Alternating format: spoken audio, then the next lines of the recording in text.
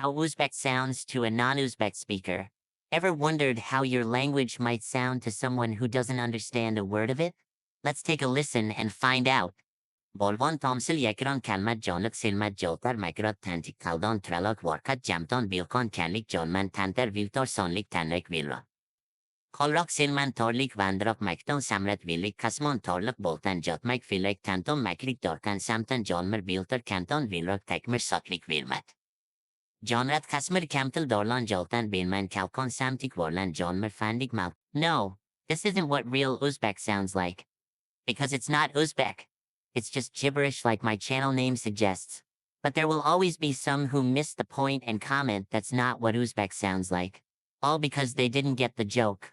Your comments always make me feel like I'm reading minds. Follow me if you want to hear Spongebob speaking more languages in ridiculous gibberish.